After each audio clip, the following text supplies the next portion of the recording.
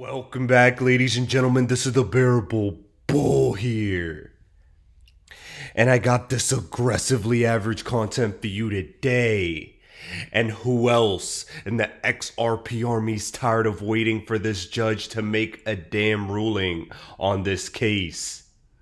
I think I'm echoing a sentiment that has been festering amongst all of us. And if you guys are tired of waiting for this judge to make a ruling, please like this video, because I'm very curious to see if this ends up being the most liked XRP video in history. Good lord, my friends. This has been a massive wait. But this wait is almost over, I promise you. And you don't have to believe my words for it. You could take a listen to John Deaton as he gives you the absolute maximum time frame this judge has until this case ends. He just recently did an interview with Thinking Crypto, and I think he breaks it down perfectly so nobody questions how close we are to finally being free of the SEC's grasp. Let's talk about the Ripple lawsuit. Everybody's in high anticipation of Judge Torres's ruling. It could happen today, could happen next week. What are your thoughts? Do you think we hear something very soon? Yeah, I thought it was interesting. Mark Fagel, who was on my crypto law show with Jeremy Hogan, former SEC regional chief, a guy who knows the SEC in and out. He said two interesting things. One, he said he thought the SEC should win, but he thinks that the SEC may lose. I found that interesting. And he also said he expects the decision any day now. Now, I expected the decision before today. I said that I wouldn't be shocked if it took, through the summer, but I would be surprised if we were in June and it was still pending. And we're in June and it's still pending. So I'm also in the camp that we could get a decision today. We could get a decision next week. I've told XRP holders, I'm really, really confident that the worst case scenario is September. And I say worst case because some people think it's going to be, next year, right? Yeah. There's some people, well, if September 30th comes and she hasn't decided, she has to report herself to Congress and say, I have been waiting to rule on this massively important decision for 9 months and I'm still haven't done it. It's like think about that list as like a public shaming list, right? A judge doesn't want to go on that list because it looks like he or she's not doing their job and they're not, being diligent. So I'm very confident that Judge Torres would never allow herself to go on that list. Now, ladies and gentlemen, you can all see without a shadow of a doubt exactly the last possible day we can have a ruling on this case. September 30th is the end-all be-all deadline for this XRP case. A lot of us think it'll happen sooner, but no later than then. Also remember when Brad Garlinghouse stated he expects it to end in weeks, not months, so keep that into account. But one thing is certain, is that the XRP community will be freed, while the rest of the crypto industry will be under the SEC's grasp. And you know what's so funny? Is that the former chair of the SEC, Clayton, who brought the lawsuit against Ripple, actually threw Gary Gensler under the bus. I'm gonna show you Clayton destroying Gary with the subtlety, but first I have to give you a brief announcement. Ladies and gentlemen, we've been in the midst of a brutal bear market in crypto, but the bull market will come back again, and when it does, there will be cryptos that absolutely explode. There is one cryptocurrency that I've heard about while I was on my travels in Greece and helping set up this XRP showcase event later this year. And I need all of you to stress that this crypto could very well be one of the biggest cryptos that get adopted that absolutely nobody has ever heard about. It is a maximum risk coin. It is a coin that has minimal fundamentals that I could give to you because it's being kept so under wraps. It is a coin that I learned about simply from networking with very intelligent and highly connected people. And it's a crypto token. I'm not recommending you put much money in, but nothing more than a gamble. This crypto's a gamble token that you may want to throw maybe $100 into just to wait and see. And because it is such a high risk, high reward token, you can only find it in my OnlyFans down in the description below, as I do my best to protect my audience from shitcoins. I refuse to put in front of all of you unbelievably high risk cryptos, but I still do want to share just in case it does end up being what it's rumored to do. Ladies and gentlemen, please take a look because I think it's well worth just having in your minds. And now, without further ado, please take a listen to Jay Clayton completely throw Gary Gensler under the bus. Jay, how do you see it? Do you agree with Secretary Gensler's moves? If you were SEC chair, would you have taken these moves? Look, it's his leadership now. He's been in this position for over 2 years. Where they've gone with this, I'm not going to be the person who throws bombs or second guesses from the sidelines. I am a supporter of the agency. I'm a supporter of the law the way it is. I think that when I was there, people would say I was a crypto hawk. We effectively shut down the ICO craze. Said that most of what I'm seeing is securities activity. But I do think we are having very blunt conversations about something that requires nuance. Crypto is really a technology. The use of blockchain technology in all sorts of aspects of our financial system should be not controversial. If you have an asset, pick a CMBS security, represented in tokenized form, Right. there ought to be a way to custody that, transfer it, because it's probably going to be more efficient than what we're doing today. So there is a crypto use case that is clear, uncontroversial. We ought to be thinking about how to do that. I am remarkably impressed by the functionality of true stablecoins, not the algorithmic stablecoin, not the liquidity transformation stablecoin, but a true backed by the same thing that we back bank accounts by. Okay, let's just put it that way, or backed by the same thing that you would back a repo by, something like that. A true stablecoin. A remarkable technology at the retail level to be able to transfer dollars around the world. I mean, we use $100 bills in cash for a lot of things. I say we, not the populace, but people outside the United States. Wouldn't a stablecoin be a better way to do that? Wouldn't it be better for KYC? Wouldn't it be better for AML? I think so. I think we ought to be looking at that technology. Now, ladies and gentlemen, not only did Jay Clayton throw Gary Gensler under the bus in that clip, but Mark Cuban retweeted a Mr. Huber tweet exposing Jay Clayton yet again, throwing the SEC under the bus.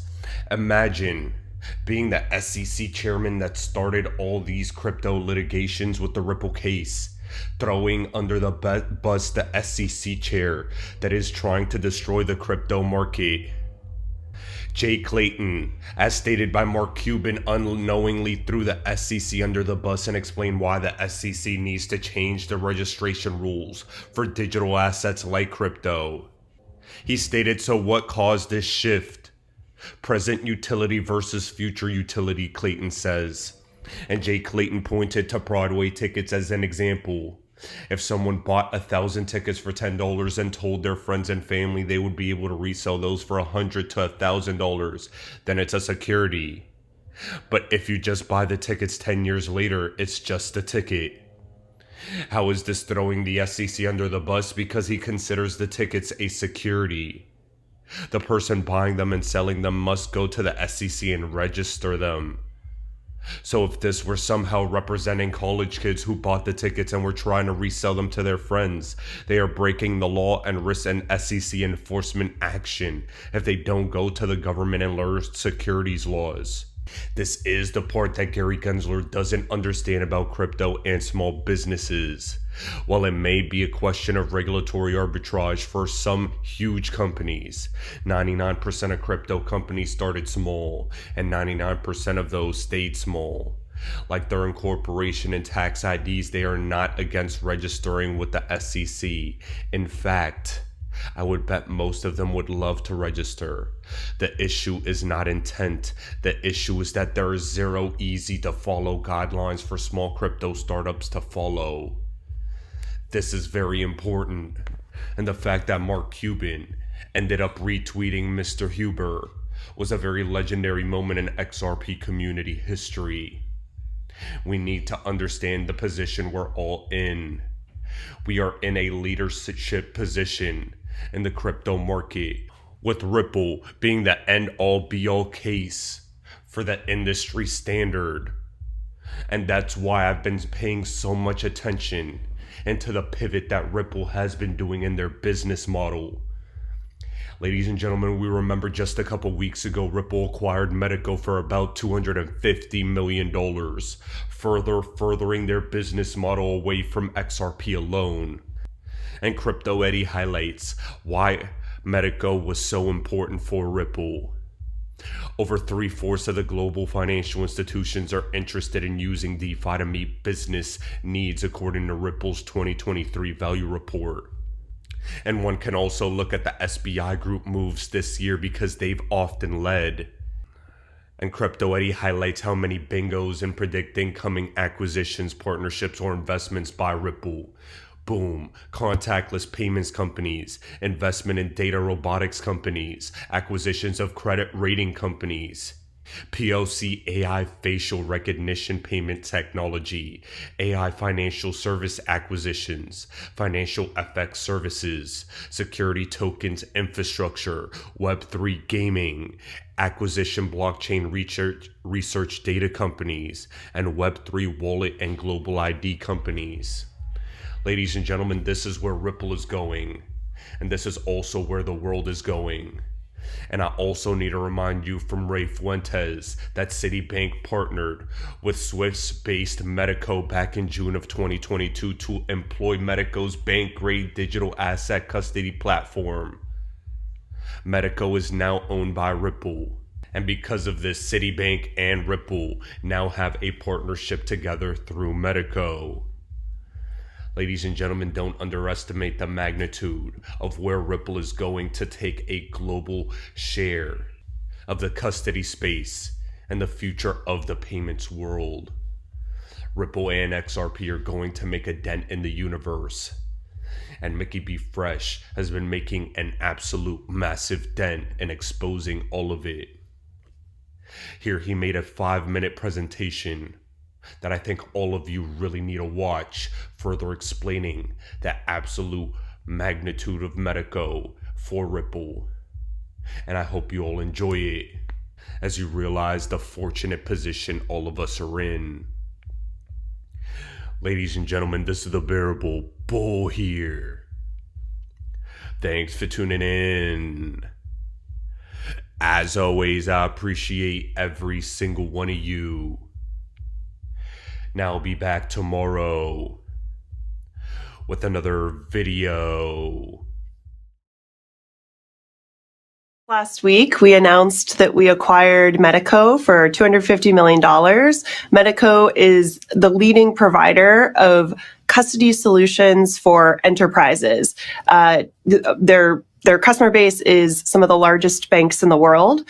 This fits really well with Ripple's core business, which, since 2014, 2015, Ripple's been the leader really pursuing enterprise crypto-based solutions with financial institutions. So bringing together the Medico team with Ripple, we're going to be able to provide very highly secure custody solutions to our customers within our payment space, our liquidity hub base, and even our CBDC base. we really see custody as a cornerstone to the future of finance really being plugged into blockchain and crypto rails.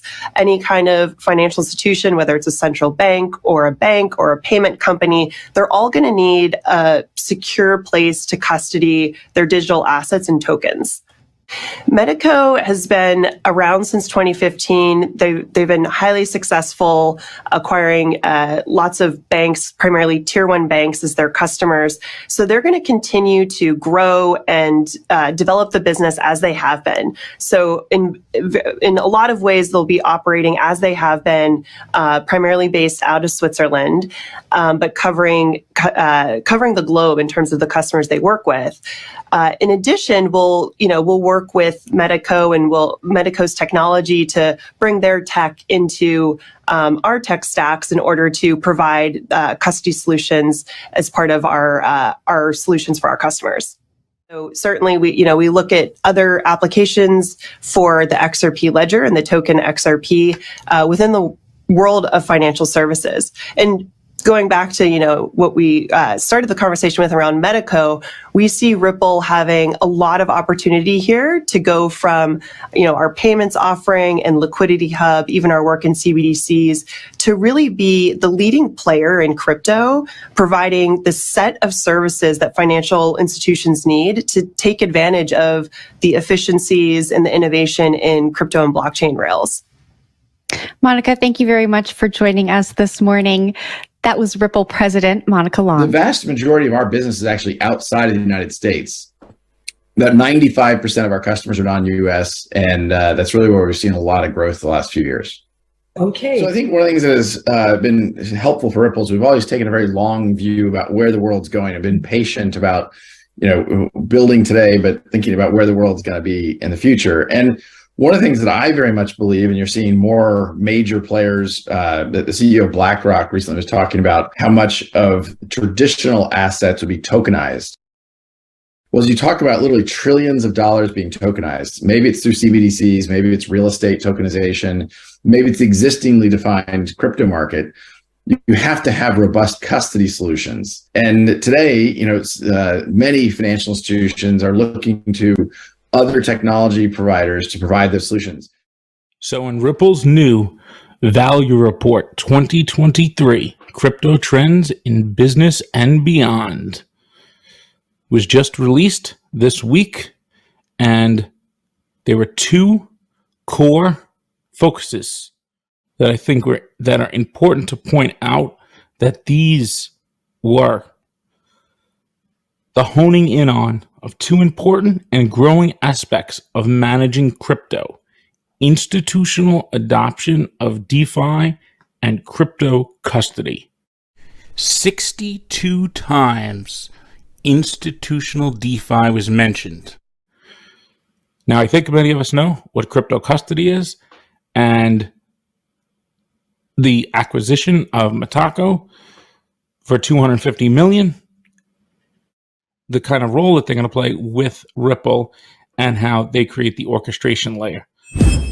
I'm incredibly excited about the Medico acquisition and kind of integrating them to Team Ripple, because it really is putting Ripple as the leading enterprise solutions company for this space. I think we and Medico have a long history of working with financial institutions. We've had tier one, tier two, and even smaller payment providers. Medico's customer base includes the likes of BBVA and Citi and BNP Paribas. So I think with Ripple's even customers like SCB, together we think it really is the winning hand to solve a portfolio of problems and make sure we're really delivering for the customer. Why do I hold XRP? Because Ripple's the chosen one to lead the new global digital payment system, and they use XRP. In 2013, the Federal Reserve began looking for faster payments options. 2 years later, an action plan was born and a federal payments task force was created. It included one company focused on crypto, Ripple. In 2014, the World Bank and Better Than Cash Alliance, which includes the Bill and Melinda Gates Foundation, Clinton Global Initiative, and the governments of 32 countries, put out a report called The Opportunities of Digitizing Payments. 1 year later, the Better Than Cash Alliance featured one crypto company on their website, Ripple. Today, Better Than Cash Alliance and all other UN initiatives are focused on a single agenda, the Sustainable Development Goals for 2030. You can see the SDGs logo on Bill Gates' lapel, world-leading companies, the Better Than Cash Alliance website, and on the UN's official exchange, Exchange. What crypto is Exchange officially utilizing for their carbon credit solution? XRP. The world will move to a new international standard for exchanging electronic messages between financial institutions by 2025 called ISO 20022. Who was the first ISO 20022 member focused on distributed ledger technology? Ripple. Who's partnered with over 300 financial institutions including Bank of America, American Express, PNC, Santander, SBI, HSBC, Standard Chartered Bank, Bank of England, India, Singapore, Scotland, Australia, and Indonesia, the largest banks in Japan, Canada, Egypt, the Middle East, United Arab Emirates, Thailand, Morocco, Bhutan, South Korea, Brazil, and Latin America? Ripple. Who is a former employee overseeing the Federal Reserve? Ripple. A former employee overseeing the world's largest asset manager, BlackRock's digital asset division? Ripple. Leading Australia's CBDC effort? Ripple. Who hired a former Treasury of the United States? Ripple. 2 former Federal Reserve attorneys to their board? Ripple. 2 former Clinton and Obama advisors? Former Minister of Defense and Economics of Germany? Former business director at Swift? Former Swift board member? Former CFO of PayPal? Former head of the DTCC? Former chief business officer at Uber? Former VP of Amazon and former SEC chair on their legal team? Ripple. Who's a member of the Digital Pound Foundation, Digital Dollar Project, Digital Euro Association, Mojaloop, IMF's high-level advisory board on fintech, Hyperledger Blockchain Consortium, Open Payments Coalition, Faster Payments Council, Global Payments Steering Group, Cross-Border Working Group, International Association for Trusted Blockchain Applications, Crypto Climate Accord, University Blockchain Initiative, World Wide Web Consortium, and a featured partner of the World Economic Forum with 3 members of their team directly listed on the WF website? Ripple. Now, does Ripple and XRP sound like they're going to disappear, or do they sound like they're part of a much bigger plan? You decide.